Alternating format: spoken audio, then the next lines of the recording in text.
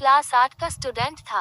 वह जब क्लास में होता तब बाहर खेलने के बारे में सोचता और जब खेलने का मौका मिलता तो वो कहीं घूमने के बारे में सोचता। इस तरह वह कभी भी प्रेजेंट मोमेंट को एंजॉय नहीं करता बल्कि कुछ न कुछ आगे का सोचा करता। उसके घर वाले और दोस्त भी उसकी इस आदत से परेशान थे। एक बार रमेश अकेले ही पास के जंगलों में घूमने निकल गया। थोड़ी देर चलने के बाद उसे थकान हो गई और वह वहीं नर्म घासों पर लेट गया। जल्द ही उसे नींद आ गई और वह सो गया। सोने की कुछ देर बाद एक आवाज आई, रमेश रमेश। रमेश ने आंखें खोली तो सफेद वस्त्रों में एक परी खड़ी थी। वह बहुत सुंदर थी और उसने अपने एक हाथ में जादुई छड़ी ले रखी थी और दूसरे हाथ में एक मैजिकल बॉल थी जिसमें से एक सुनहरा धागा लटक रहा था। रमेश परी को देखकर खुशी से झूम उठा और कुछ देर परी से बातें करने के बाद बोला, आपके हाथ में जो छड़ी है उसे तो मैं जानता हूँ, पर आपने जो ये बॉल ली हुई है उससे ये सुनहरा धागा कैसा लटक रहा है। परी मुस्कुराए, रमेश, यह कोई मामूली धागा नहीं, दरअसल ये तुम्हारे जीवन की डोर है। अगर तुम इसे हल्का सा खींचोगी तो तुम्हारे जीवन के कुछ घंटे कुछ सेकंड्स में बीत जाएंगे। यदि इसे थोड़ा तेजी से खींचोगे तो पूरा दिन कुछ मिनटों में बीत जाएगा और अगर तुम उसे पूरी ताकत से खींचोगे तो कई साल भी कुछ दिनों में बीत जाएंगे। तो क्या आप ये मुझे दे सकती हैं? रमेश ने उत्सुकता से पूछा। हाँ हाँ, क्यों नहीं, ये लो पकड़ो इसे, पर ध्यान रहे एक बार अगर समय में तुम आगे चले गए तो पीछे नहीं आ सकते। परी ने जीवन की डोर रमेश के हाथों में थमाते हुए कहा और फौरन अदृश्य हो गई। अगले दिन रमेश क्लास में बैठा खेलने के बारे में सोच रहा था, पर टीचर के रहते वो बाहर जाता भी तो कैसे। तभी उसे परी द्वारा दी गई सुनहरे धागों वाली बॉल का ख्याल आया। उसने धीरे से बॉल निकाली और डोर को जरा सा खींच दिया। कुछ ही सेकंड्स में वह मैदान में खेल रहा था।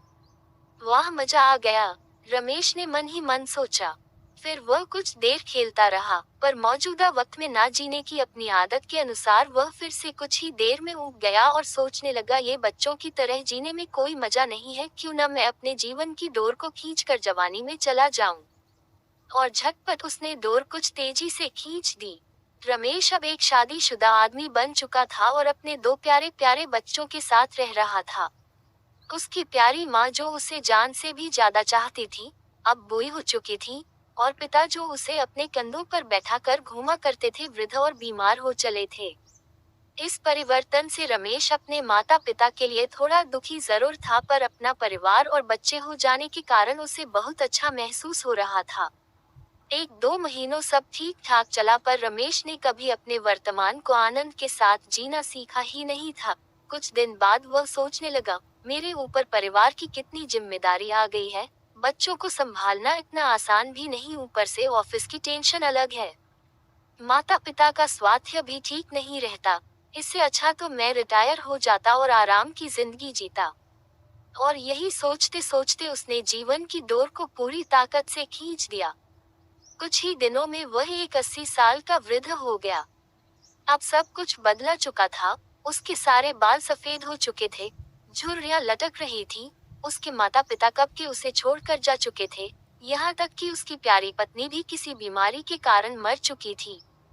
वह घर में बिल्कुल अकेला था, बस कभी कभी दूसरे शहरों में बसे उसके बच्चे उससे बात कर लेते।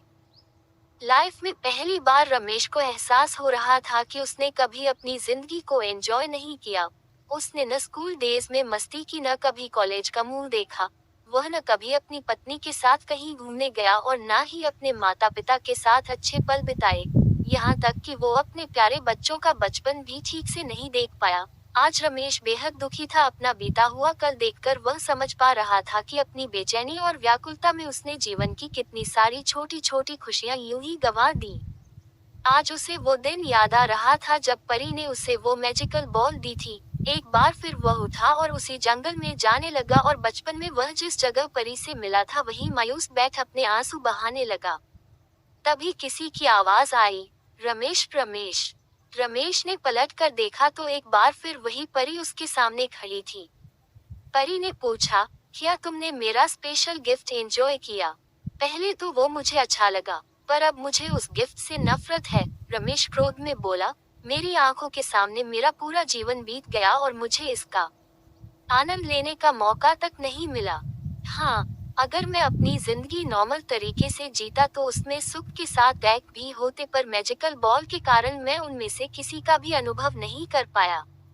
मैं आज अंदर से बिल्कुल खाली महसूस कर रहा हूँ। मैंने ईश्वर का दिया ये अनमोल जीवन बर्बाद कर दिया, रमेश निराश होते हुए बोला। ओहो, तुम तो मेरे तोहफे के शुक्रगुजार होने की बजाय उसकी बुराई कर रहे हो। खैर, मैं तुम्हें एक और गिफ्ट दे सकती हूँ। बताओ क्या चाहिए तुम्हें? परी ने पूछा। रमेश को यकीन नहीं हुआ कि उसे एक और वरदान मिल सकता है।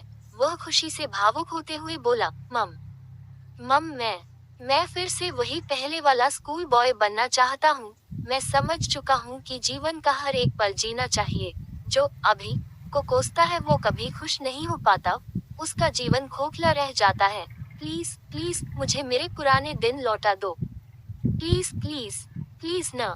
तभी एक आवाज आती है, उठो बेटा, तुम यहाँ इन जंगलों में कैसे आ गए, और ये सपने में? प्लीज प्लीज क्या बड़बड़ा रहे थे?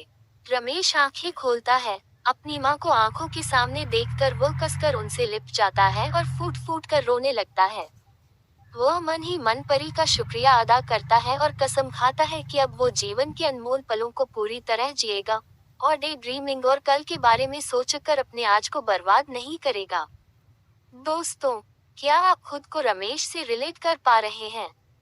कई बार ऐसा होता है कि हम आज की खूबसूरती को सिर्फ इसलिए नहीं देख पाते क्योंकि हम एक सुंदर कल के बारे में सोचने में खोए रहते हैं, या कई बार हम जो नहीं घटा उसके घटने की चिंता में अपने आज को चिता पर जला देते हैं, बर्बाद कर देते हैं। हमें ऐसा नहीं करना चाहिए। खुशियों के छोटे छोटे पलों को पूरी तरह जीना चाहिए। जीवन की डोर एक बार खींच जाती है तो फिर लौट कर नहीं आती।